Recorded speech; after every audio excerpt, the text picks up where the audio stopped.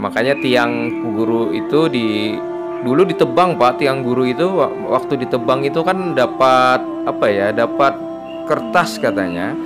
Di dalam kertas itu ada tulisan silsilah para pendiri masjid, bukan silsilah mungkin ya, nama-nama para tokoh-tokoh yang menginisiasi masjid itu. Ya, cuman katanya silsilah itu diambil oleh salah satu tokoh ya, tokoh besar di Kalimantan Selatan, cuman dibawa ke Jakarta. Bahwa memang ada catatan di sana. Juga ada rambut katanya. Rambut itu disebut-sebut sebagai rambutnya Sultan Raden Fatah, mungkin disebutnya begitu mitosnya. Cuman dikembalikan.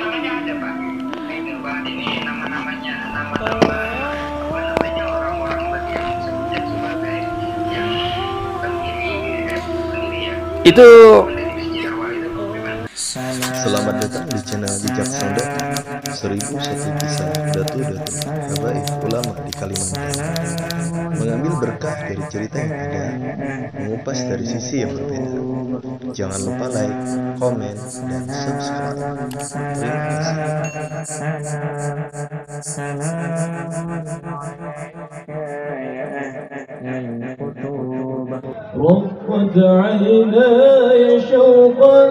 ولطيبة ذرفة عشقا فأتيت إلى حبيبي فاحدأ يا قلب ورقا رقت عيناي شوقا.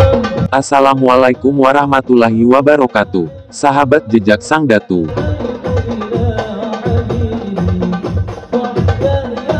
Pada episode kali ini, kami tim Jasad masih melanjutkan penelusuran di Masjid Keramat Palajau, di Desa Palajau, Kecamatan Pandawan, Hulu Sungai Tengah, Kalimantan Selatan. Seperti yang telah dikemukakan pada episode sebelumnya, bahwa Masjid Keramat Palajau dibangun di awal abad ke-15. Dan keberadaan masjid ini merupakan salah satu bukti dari jejak para datu dalam peranannya menyebarkan ajaran Islam, khususnya di kawasan pedalaman Kalimantan Selatan, atau biasa disebut dengan Pahuluan. Lantas bagaimanakah kebenaran sejarah masjid ini, terkait dengan publikasi hasil temuan dan penelitian tim arkeologi dari Balai Arkeologi Kalimantan Selatan? Di episode ini, tim Jasad menyajikan telewicara antara salah seorang sahabat channel Jejak Sang Datu yang berada di Jakarta, dengan narasumber kami, Bapak Andin Alfianor Ansarullah Naim, yang kami temui di kediaman beliau di kawasan Perumahan 1000, Martapura, Kalimantan Selatan. Beliau adalah peminat dan peneliti lepas sejarah Kalimantan, sekaligus Ketua Yayasan Rama Andin Kalimantan Selatan. Juga beliau adalah putra daerah asli dari Palajau. Berikut wawancara kami. Assalamualaikum warahmatullahi wabarakatuh. Perkenalkan, nama ulun Andin Alfianur Ansarullah Naim. Kebetulan ulun ini seorang pencinta sejarah lah. Jadi mengenai Masjid Keramat Palajau, memang masjid ini sudah menjadi pengetahuan umum kita di Kalimantan Selatan, bahwa Masjid Keramat Palajau ini merupakan salah satu masjid tertua yang diketahui di Kalimantan Selatan. Mungkin lebih tepatnya salah satu masjid tertua ya, karena banyak masjid-masjid lain yang mungkin juga sudah tua, mungkin juga sejaman, cuman secara kebetulan saja sampai hari ini hanya ada beberapa masjid yang mungkin masih bertahan di tempatnya semula, termasuk mungkin Masjid Keramat Palajau, Masjid di Kuin di Banjarmasin, mungkin Masjid Jatuh di Kecamatan Pandawan dekat Palajau, Masjid Karamat Banua Lawas, juga ada Masjid Punain di Tabalong, ada Masjid Sungai Banar di Amuntai, dekat Amuntai ya. Saya dengar juga ada masjid tua di Kabupaten Balangan, di dekat Juwai situ. Juga pastinya masjid-masjid tua yang ada di Nagara. Juga saya dengar juga ada di Kandangan, di Margasari, di Rantau dan sebagainya. beberapa mungkin bisa bertahan, beberapa mungkin sudah berubah atau bergeser dari tempatnya semula dan sebagainya. Jadi mungkin itu bisa menjadi menjadi pembuka kita bahwa Masjid Keramat Pelajau ini salah satu masjid tertua yang diketahui, dan itu juga bersesuaian dengan penelitian Balai Arkeologi Banjarmasin beberapa tahun yang lalu, kurang lebih tahun 2015 begitu ya. Dan laporan penelitiannya juga sudah dipublikasi. Di situ sudah penelitian mereka cukup komprehensif, dari meneliti tiang masjid, yang umur tiang masjid mungkin diketahui begitu ya. Juga meneliti, memetakan beberapa situs yang diketahui di sekitar masjid, seperti kubur ya, ada kubur tua di belakang masjid itu yang ditemukan oleh para peneliti dari Balai Arkeologi. Umur masjid itu juga diketahui berdasarkan penelitian sampel arang ya, mungkin ya, jadi bukan berdasarkan penelitian kira-kira ya, intinya bisa dipertanggungjawabkan lah secara ilmiah mungkin itu. Dan Pelajau juga sepengetahuan saya, Kampung Pelajau juga dicatat oleh bukan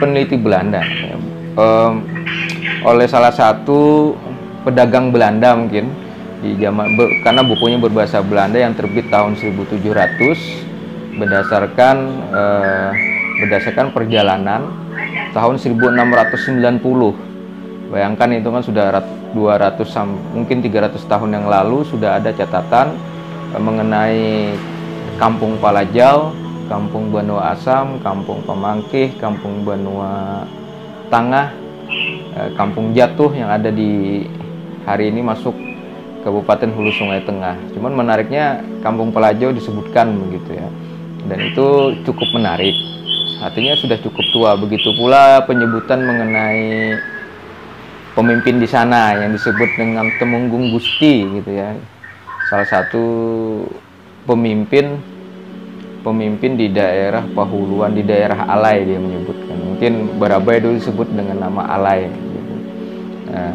Pemimpinnya bernama Temenggung Gusti tahun 1690. Temenggung Gusti disebut-sebut sebagai Raja Emas gitu ya. Kuninggut karena memiliki tambang, dia disebut memiliki tambang emas oleh orang Belanda itu, namanya De Rooy ya, orang Belanda itu namanya De Rooy yang melaporkan itu. Dia intinya Temenggung Gusti itu mempunyai tambang emas, dan si De Rooy sendiri menemui dengan si Temenggung Gusti itu. Temenggung Gusti juga disebut-sebut saat bertemu itu Temenggung Gusti disebutkan sedang ingin berziarah kubur katanya di Pelajau itu, ingin beribadah begitu. Juga disebutkan bahwa keratonnya Temenggung Gusti ini ada di Benua Asam. Benua Asam kan dekat saja dengan Pelajau itu, mungkin jaraknya hanya sekitar 200 ya, 1 kilo, paling jauh 1 kilo lah hari ini. Dan selain itu juga disebutkan bahwa Pelajau juga disebut-sebut begitu ya di waktu perang Banjar ya, di perang di hulu sungai lah.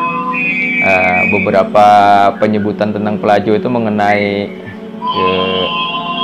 Temenggung Yudakarsa begitu, ada Temenggung, ada Demang Wiranegara gitu juga ya. Itu menarik lah penyebutan itu, beberapa kejadian dicatat di Pelajau gitu. Begitu juga tahun 1865 juga disebut-sebut ya, Masjid Pelajau disebut begitu karena menjadi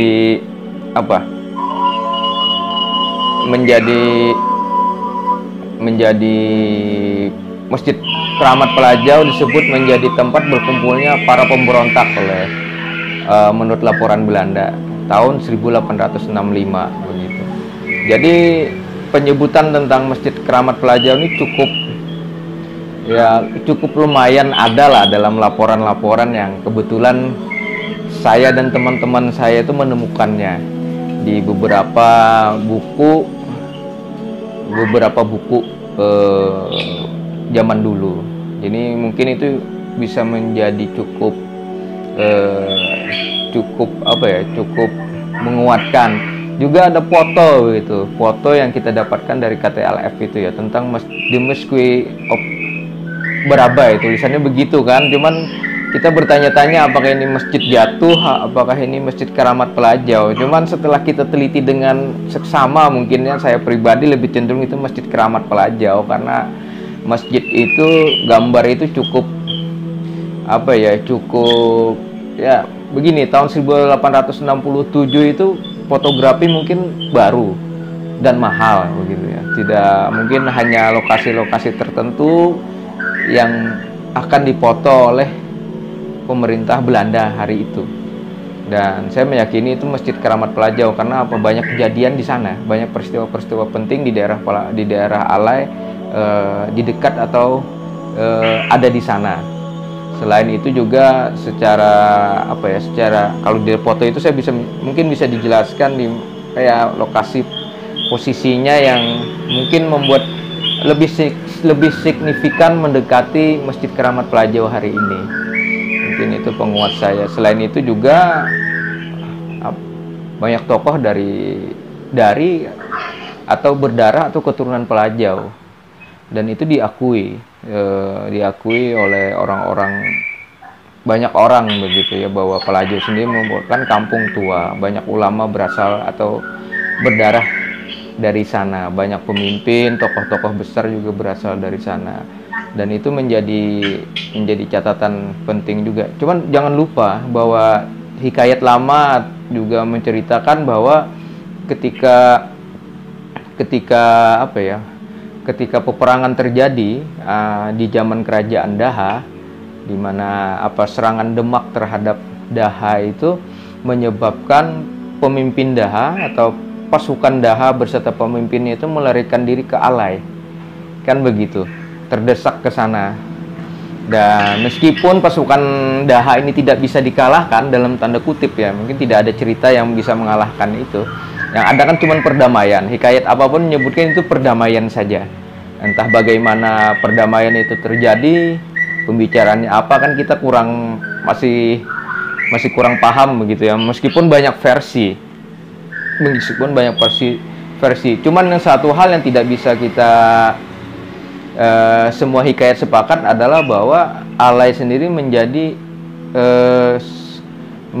lokasi di mana para bangsawan Daha dan prajurit itu bertempat tinggal, berdiam, dan akhirnya membentuk daerah sendiri dengan pemerintahan yang mungkin lebih otonom ya. Itu bisa menguatkan posisi Pelajau sendiri, begitu kan. Itu bisa menguatkan posisi Pelajau sendiri secara menguatkan posisi Pelajau sendiri sebagai pusat pemerintahan di Alai. Mungkin banyak hal yang bisa mendukung hal tersebut, begitu. Assalamualaikum warahmatullahi wabarakatuh, Pak Alfian.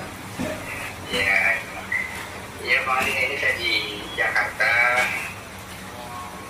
Langsung aja deh ya Pak Adin. Kemarin saya udah nonton tayangnya channelnya Jejak Sang Gatu itu. Iya Pak. Untuk episode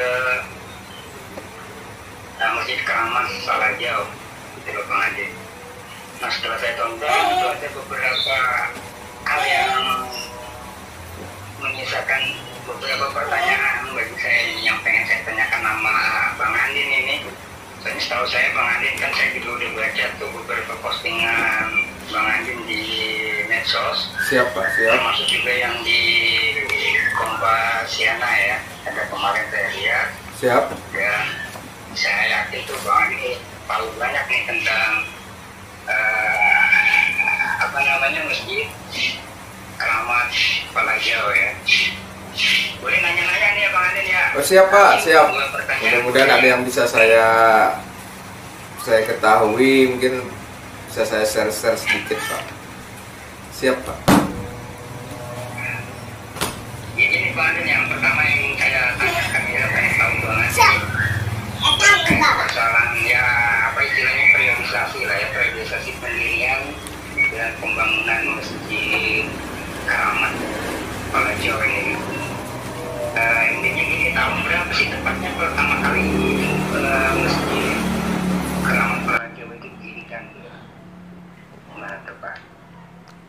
Terima kasih Pak Alpian. Iya, memang ini menjadi teka-teki kita bersama juga. Tahun berapa masjid itu dibangun tepatnya mungkin masih agak susah untuk kita jawab, Pak. Sejujurnya itu agak susah untuk kita jawab karena tidak ada penanggalan pasti atau data pasti yang bisa memberikan informasi yang tepat begitu ya. Beberapa informasi warga atau keluarga pun juga tidak bisa memberikan tahun tepat begitu. Taunya itu masjid tua, masjid lama, masjid datu-datu begitu kan. Dan terkena itu masjid Demak begitu. Jadi ilustrasi adanya masjid Demak itu saya rasa juga cukup bisa menjadi pintu masuk kita untuk memahami masjid ini, bahwasanya masjid ini disebut-sebut didirikan oleh utusan Demak. Yang dimaksud utusan Demak sini mungkin ya para pengislam. Jadi masjid ini diinisiasi, dibangun oleh para pengislam yang hadir, yang datang ke daerah Alai.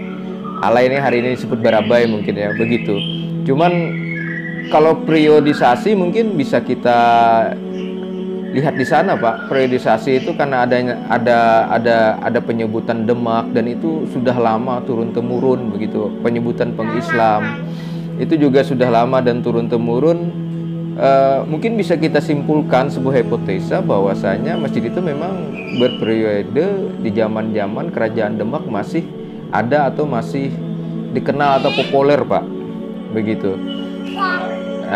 Jadi itu. Cuman berkenaan dengan hal lain, misalnya penelitian terbaru dari Balai Arkeologi juga mungkin memberikan informasi tambahan mengenai masjid tersebut. Misal tiang utama masjid itu menurut penelitian Balai Arkeologi, bukan saya ya Pak menyebut itu, berumur 1200 tahun lebih, Pak. Umur tiang guru itu beda ketika ditebang, artinya ditebang 1200 tahun yang lalu begitu, Pak. 1300 tahun yang lalu mungkin ya, saya lupa itu. Mungkin ada di penelitian arkeologi itu. Ketika ini membingungkan, tiang gurunya sendiri berumur ribuan tahun ketika ditebang dulu. Sedangkan masjidnya kan tidak. Islam kan mungkin belum sampai, mungkin belum sampai ke Barabai gitu. Makanya ada interpretasi tersendiri dari Balai Arkeologi. Misal bahwa tiang utama itu rius atau digunakan kembali dari bangunan lama begitu. Habis itu cuman ada informasi menarik.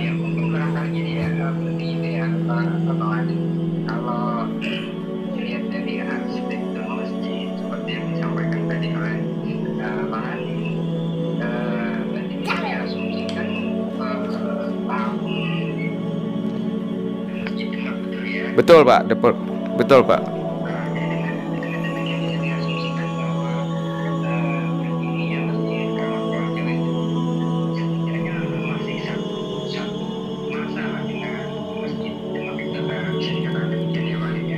Periodenya mungkin semasa, sebetulnya semasa. Cuma di masjid itu Pak, tiangnya kan tidak hanya satu, ada beberapa tiang kan. Tiang gurunya memang satu. Cuman kan ada 4 tiang yang diperkirakan seawal masjid itu didirikan. Ada tiang 4 itu menurut penelitian Balai Arkeologi sendiri berumur 500 tahun, Pak. Ketika pohonnya itu ditebang. Artinya kan dari bentuk dari tiang yang 4 itu mungkin bisa kita interpretasikan lagi bahwa kemungkinan besar masjid itu dibangun sekitar 500-an tahun begitulah.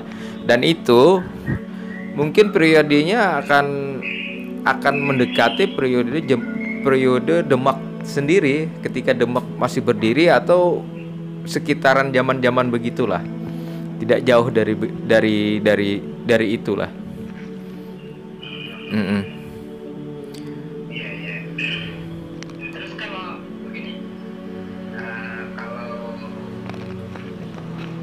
Pemahaman yang data yang saya juga pernah ketahui itu katanya itu masjid kemarin juga saya lihat di tayangan itu kan ada lukisannya.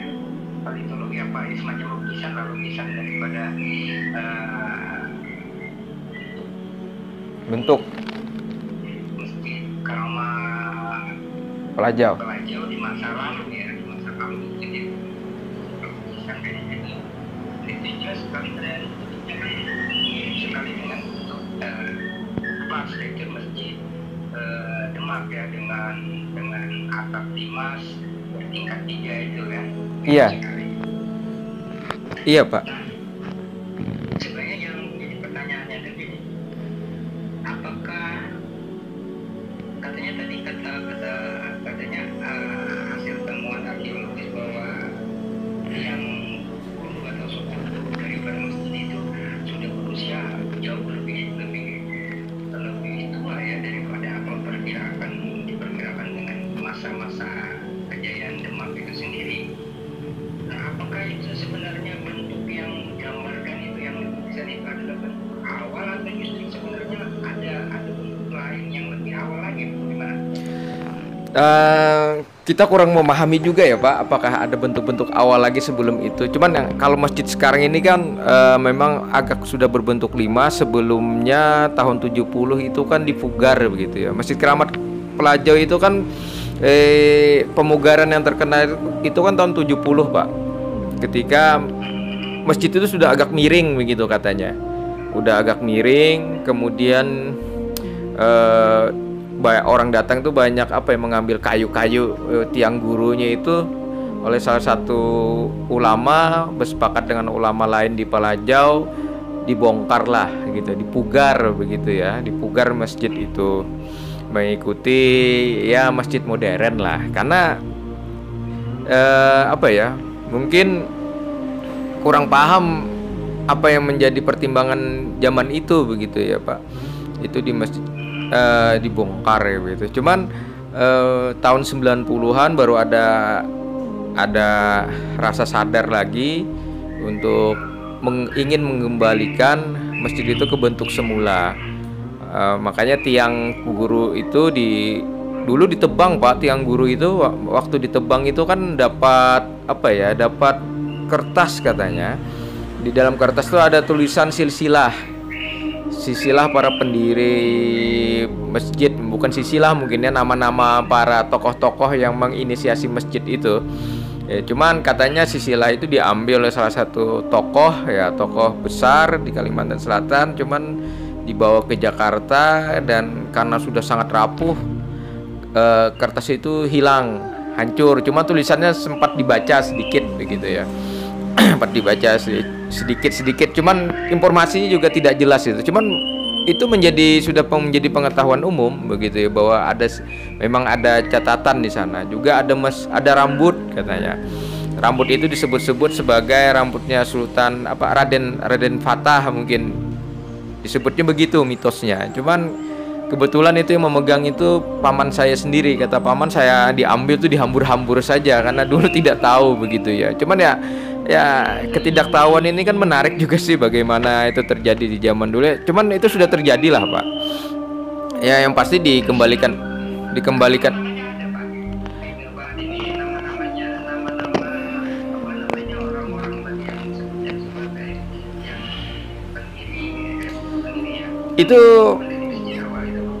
Itu sampai sekarang Pak, sampai sekarang kita tidak bisa mendapatkan siapa mereka, data-datanya siapa tidak tahu, karena kertasnya pun katanya sudah sangat tua begitu, sudah sangat rapuh begitu ya, sudah sangat rapuh dan tua. Ya, menjadi pertanyaan juga, di zaman itu sudah ada kertas apa belum ya Pak? Tahun 1000 jadi di zaman itu juga begitu ya, bentuknya apa bagaimana. Cuman kertas itu itu diakui oleh semua orang, tokoh-tokoh yang saya pernah wawancarai juga mengakui bahwa kertas itu memang ada, cuman sudah terlanjur hancur begitu, terlanjur hancur dan hilang. Ya zaman dulu mungkin tidak balai arkeologi belum ada mungkin ya Pak, pengetahuan kita tentang penyelamatan benda sejarah juga kurang dipahami begitu. Makanya untuk memugar masjid itu ceritanya ada satu tongkat dulu Pak. Tongkat itu unik ya. tombak mungkin ya, itu disumbang ke museum gitu. Saya tidak tahu museum mana gitu, sampai hari ini masih misterius.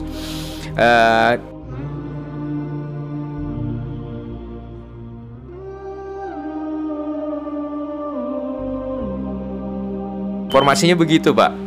Ya, cuman bukan tongkat yang ada di masjid saat ini, ya. Bukan tombak yang ada di masjid sehari ini, bukan itu. Ada tombak yang lain begitu. Artinya begitu, Pak. Sekarang ini kan masjid sudah dipugar kembali untuk menjadi mirip dengan yang dulu, begitu ya. Dipugar atas sumbangan salah satu keturunan Pelajau juga, salah satu keluarga besar keturunan Pelajau juga, yang menyumbang itu untuk dikembalikan ke seperti semula lah, ada limas-limasnya begitu, Pak. Saya dengar juga kalau Bapak membaca di laporan arkeologi itu juga ada pemugaran mungkin di tahun 20 atau di tahun 1910 atau 1920 juga ada pemugaran katanya, Pak. Atau bukan, 1890-an mungkin ya, Pak. Ada pemugaran ya, karena ada keturunannya bercerita itu. Ya, pemugaran oleh seseorang ya, kepala tukangnya itu namanya saya lupa siapa nama beliau itu, salah satu tokoh yang tokoh yang hebat lah dalam membangun masjid kemana-mana begitu ya. Jadi itu ada informasinya, dan juga ada informasi sebelum itu mungkin tahun 1700 berapa atau 1700-an katanya juga pernah dipugar, Pak. Pernah dipugar, sisa pugarnya itu juga diberikan, mungkin ada di laporan arkeologi itu juga ada laporannya. Ini sisa plang pemugaran tahun ini katanya. Ada, itu disimpan, Pak. Jadi kan jadi rentang waktu yang saya lihat sih, yang saya dapat itu rekaman tentang masjid itu sepertinya meskipun tidak bisa utuh begitu ya, Pak, utuh kita bisa dapatkan, tetap terdapat informasi-informasi yang bisa yang mungkin bisa memberikan informasi mengenai keberadaan masjid itu selama sekian lama. Artinya bisa kita, kalau kesimpulan sementara saya saja adalah bahwa masjid itu definitif ada memang masjid tua begitu, bukan masjid yang baru-baru saja gitu ya. Artinya kalau kita ambil misalnya untuk start pointnya, misalnya gini, untuk perbandingan start pointnya misalnya berdirinya kerajaan atau Kesultanan Banjar ya, kerajaan Islam Banjar di tahun 1526 itu. Nah, kalau kita bandingkan dengan masa itu, duluan mana nih? Duluan mana? Artinya apakah duluan masjid ini berdiri atau emang satu masa atau bagaimana? ini sulit dijawab begitu ya, sulit dijawab. Cuman kalau saya sih melihatnya persamaannya saja, Pak. Persamaannya begini, yang saya lihat itu adalah adanya campur tangan adanya campur tangan Demak di sana. Begitu. Kedua masjid ini kan sama-sama mempunyai informasi yang sama pula, dalam artian diinisiasi dengan Demak gitu ya. Artinya ada pengaruh Demak di kedua masjid ini. Ilustrasi saya yang ingin saya gambarkan adalah kemungkinan besar kedua masjid ini di periode yang sama, Pak. Kemungkinan besar. Cuman kalau ibarat lomba lari mana yang duluan, apakah di sana atau di sini, saya sulit sih. Begitu ya, sulit untuk kita cuman apakah penting lebih tua sana atau sini, saya pikir juga tidak penting ya, Pak. Yang penting periodenya mungkin bisa menjadi periodenya sama begitu ya, sama-sama masjid lah, sama-sama yang penting begini, garis besarnya juga bisa kita lihat bahwa antara Muara ya, Queen mungkin di Muara ya, Pak, Muara Barito ya, dekat dengan laut ya, dekat dengan peradaban lah mungkin begitu ya, jalur perdagangan gitu, lebih dekat dengan yang lain-lain. Dan Palajau yang jauh di pedalaman, itu juga mungkin bisa menjadi catatan tersendiri bahwasanya di dalam pun jauh di pedalaman begitu ya, rupanya Islam pun juga hadir sangat hadir awal begitu. Ini menandakan bahwa posisi pedalaman tidak kalah penting dari posisi pesisir. Cuman sepertinya sangat masuk akal ya Pak, karena kerajaan sebelum Kesultanan Banjar berdiri kan ada kerajaan Daha yang supremasinya sangat diakui, cukup kuat, luas ya di Pulau Kalimantan. Saya pikir wajar-wajar saja bahwa kemudian pedalaman menjadi lebih diutamakan begitu ya, karena penduduknya mungkin lebih banyak di pedalaman, ekonominya juga berputar di pedalaman. Entah mengapa begitu ya Pak, mungkin perlu penelitian lebih lanjut mengapa ibu kota Daha itu ada di pedalaman begitu. Begitu Pak. Ya. Saya lanjut bertanya nih. Siapa? Ya, siapa? Nah itu kalau begitu saya jadi lanjut nih pertanyaan saya mengenai sebenarnya itu kalau dari segi wilayah ya, secara geografis masjid Karamat Palajau ini ketika pertama kali sudah ada didirikan itu masuk dalam wilayah dan kekuasaan mana yuk? Terkait dengan tadi dia katakan adanya dua kerajaan ya secara Ramadan dan